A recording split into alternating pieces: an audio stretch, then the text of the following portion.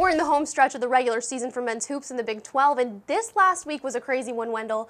You're the Big 12 insider, so break it down for us. We've got 3 games remaining. Who has the best shot at winning the regular season title?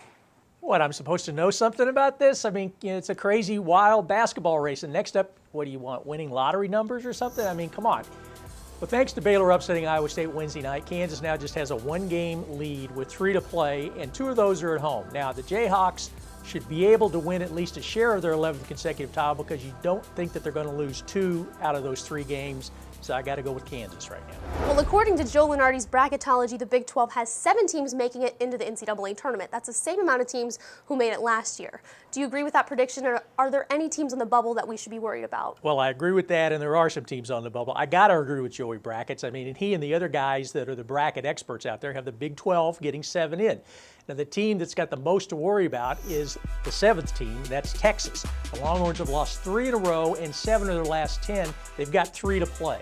Now, they've got 2 high-profile games coming up. They're at Kansas Saturday. They're at home against Baylor Monday. Then they've got the final home game with K-State on March 7th. If they can win 2 out of those 3 and then their first-round game in the Big 12 championship, I think they're going to be okay. But tough time right now for Texas. Now, Wendell, you've been covering this league for the last 6 years, and you've been around since the league started. How would you compare the depth that the Big 12 has this season to seasons past? Well, I think it's top to bottom, 1 through 10. It's the deepest it's ever been, and I don't think there's another league that's got 10 better teams. I'd stack up TCU and Texas Tech, the bottom 2 teams in this league, to the 9 and 10 teams in any other conference. Now, 2 examples. Iowa State and Oklahoma are both in the top half of the league, and they were projected to be there before the season. But Baylor has swept the Cyclones, and K-State has swept the Sooners. That speaks to the depth. Never know what's going to happen in this league.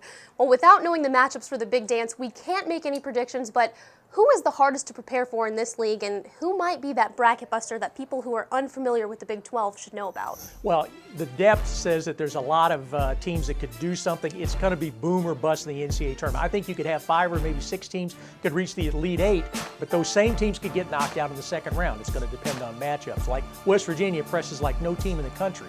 Baylor's zone defense and rebounding is about as good as it gets. Iowa State and Oklahoma, they can shoot their way out of any kind of trouble.